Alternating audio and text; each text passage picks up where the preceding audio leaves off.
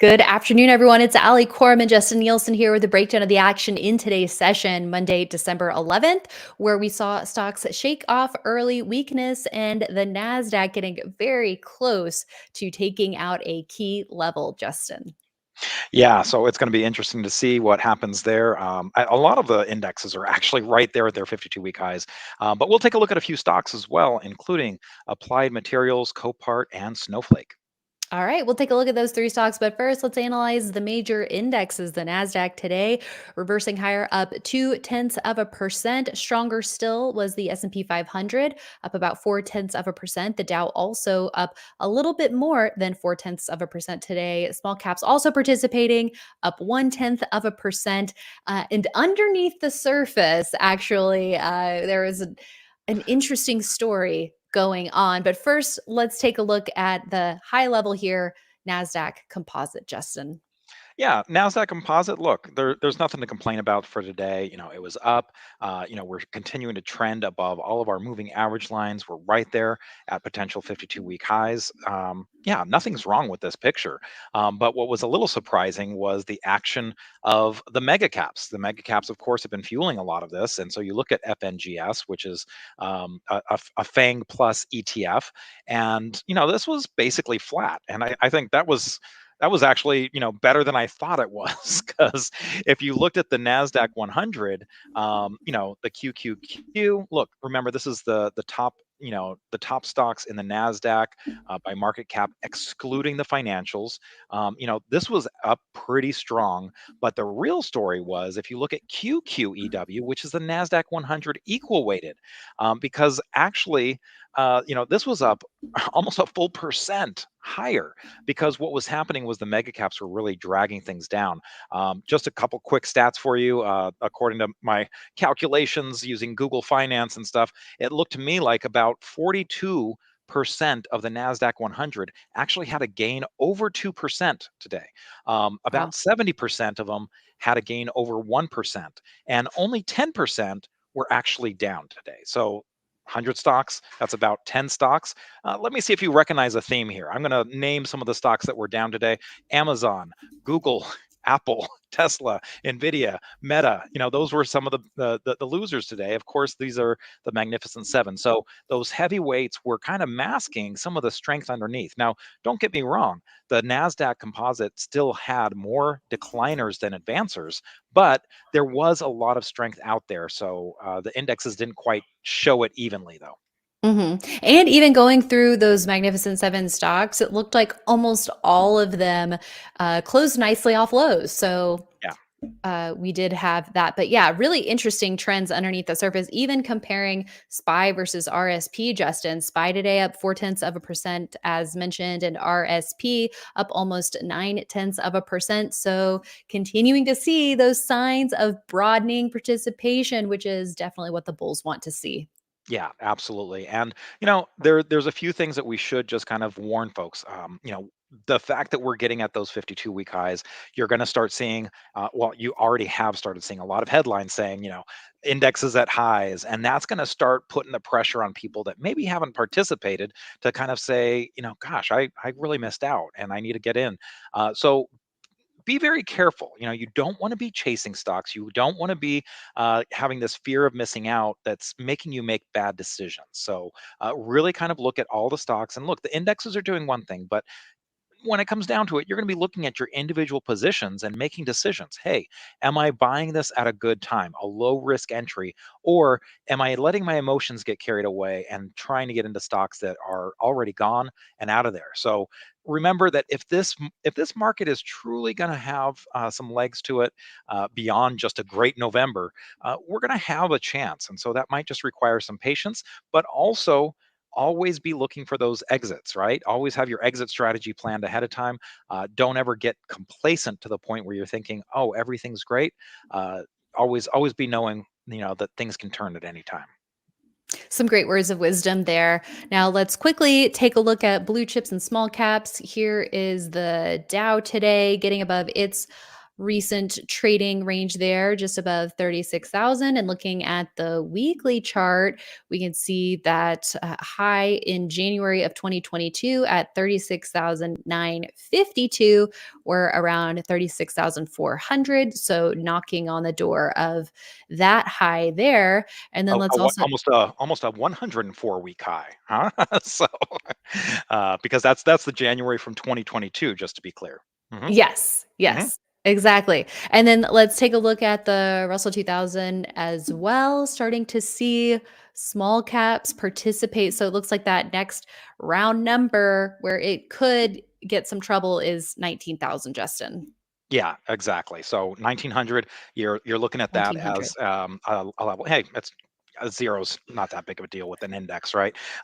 If you go to the weekly chart on this, you can see how many times that 1900 level has been important. And look, 2000 is as well. You can see a number of hits there Oh, at yeah. the 2000 level. So we've got two really important areas that we got to cross for the Russell. But again, as you said, Ali, the big thing here is that we're getting the participation. It's above its 200-day moving average line, and it's staying there, which is exactly what we wanted to see. Yeah, we'll take it. Let's take a look at the 10-year Treasury yield. So we saw stocks advance while we saw the 10-year reverse lower after a strong day on Friday. And then, of course, putting this into context, we've seen Treasury yields come off a lot Yeah. since late October. Yeah, so this is one of now we're getting to a point. We always talk about kind of that Goldilocks feel where you don't want it too hot, you don't want it too cold, you want it just right. I think overall Treasury yields coming down is a good thing for stocks, but you don't want it to come down too much too fast because that just reeks of recession fears. And look, we've got two important things on the calendar coming up. We've got the CPI data coming up tomorrow and the Fed. Now, no one is expecting that the Fed is going to be raising rates on Wednesday, but there is always you got to listen to the press conference and kind of get that mood because we have certainly been jostling around in terms of what the market thinks is going to happen in the future, from rate cuts possibly as early as March, maybe May, but that is going to be a big thing where the Fed starts saying, "Hey, it's they've been." They've been up here long enough. We've done what we needed to do. And the next part of our soft landing attempt here is to bring the rates back down because they've done their job in terms of curbing inflation. Certainly, we had a lot of jobs data that helped kind of bolster that opinion last week, but the CPI report is going to be one more thing that to add to the list of economic data that we're watching. Yes. Okay, let's take a look at a couple of ETFs before we move on. Chips, definitely the standout group today, Justin, with SMH up 2.4%. So we looked at Nvidia and it was down on the day, but if you look outside of that, Mhm. it seemed like there was really nice broad participation in chips today.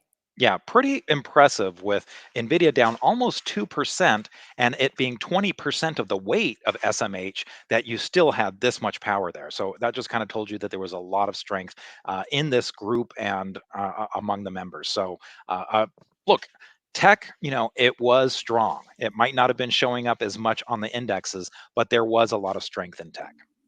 Yeah, and here's a look at XLK, the S&P 500 tech sector ETF, clearing its sideways range developed over the last couple of weeks, extending gains up almost 0.9%.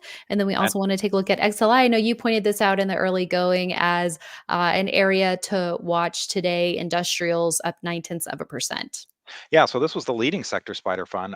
Just kind of again showing you that there is, it's not just tech that's doing all of the heavy lifting. XLI, the industrials, right here near, near a 52-week high themselves. So that's good to see. Again, just more and more participation from different sectors of the market. Yeah. So clearing that September or late August high and getting close to the early August peak there. Okay. Let's take a look at CPRT. A breakout above a trend line today, also closed back above the 21-day line moving average with a gain of over 3% in some volume today. CPRT. Yeah, and one of the things that I liked about this is you're always looking for those areas of logical support.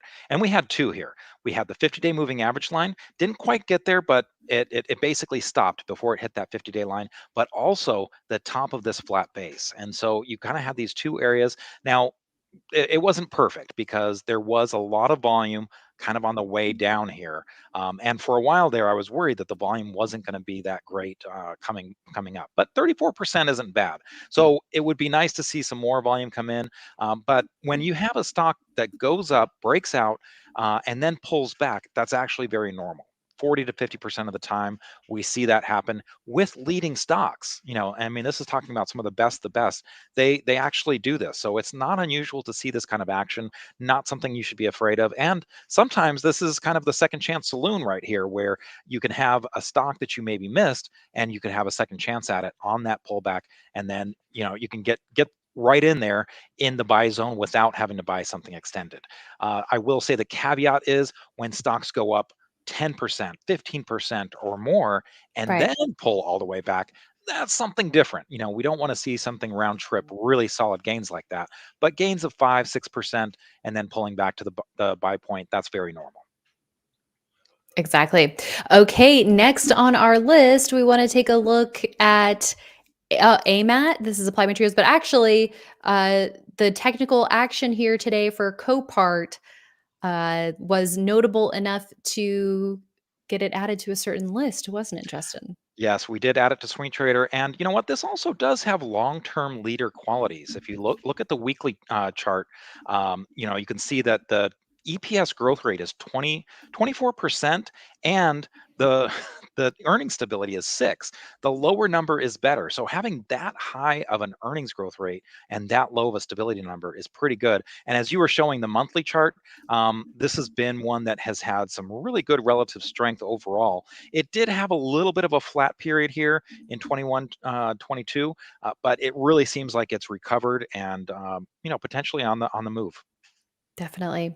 And now let's take a look at applied materials. This is AMAT. I'm going to zoom in on the monthly, on the daily, although the monthly does show it coming right up to a key level as well on that look at it. But if we take a closer look at the daily, this was another one came down to a prior buy point, the Mhm. 21-day line, and clearing a trend line today.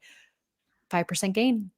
Yeah, so nothing wrong with this. Now, this one did come in a little bit beyond that double bottom buy point at 148.40. But again, you got to give some breathing room to these.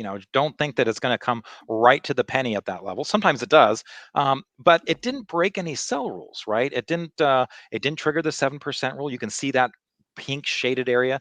It didn't go below the 50-day moving average line, so nothing like that would give you overall concern. Now, it's never fun when you've got a stock that maybe you bought this off the double bottom and then you just didn't go anywhere, and it can be very tempting to say, well, this isn't working, everything is leaving without me. But don't let those fall off your radar. If you sell them, fine, but don't let it fall off your radar, because sometimes it's just the right stock, wrong time, and you have to be ready to jump on it if it does actually show strength. And it looks like AMAT definitely was showing a lot of strength along with a lot of chips today. This was just one among many. So it wasn't alone. Of course, one of the things that we should note is that there was some news on this in the chip area. And by the way, this was also the stock of the day. Patrick Seitz did a great article on this. But we had some of the funding. We've been waiting for this funding to come out, and funding for that. What is it called? It's the CHIPS, the U.S. CHIPS and Science Act. I can't remember what the CHIP stands for, but it's a clever acronym. But a lot of funding is going to be happening for these semiconductors that are creating chips in U.S. soil. For national security purposes, to kind of get away from the supply chain exposure we had with China. So a lot of this funding is coming out, and that's definitely something that was driving it today. Certainly worth taking a read of that Patrick Seitz article for the stock of the day on applied materials. Another one, by the way, that did join Swing Trader today. Yeah. And last but not least, let it snow. 'Tis the season. Seeing Snowflake try to top a buy point here.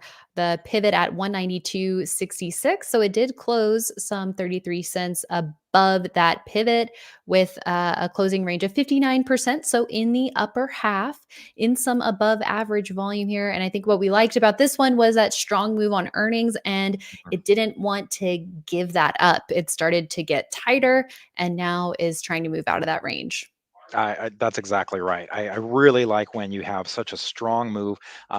When something happens in the earnings call that makes all the analysts say, we've got to revalue this company. It's worth a lot more than we thought it was. And you can see that rush of volume coming in as the institutions buy up shares, basically saying, look, I just need more of this. And then the fact that it's able to hold those gains is a very big positive. Now, the one thing you have to be careful of with Snow, unlike the Copart and applied materials that we looked at, is if you look at the weekly chart, this does have quite a bit of overhead supply. You remember when this came out, it was definitely an institutional darling. Really, it captured a lot of folks' imagination in terms of what is possible for the stock back in 2021, and then it really took a dive.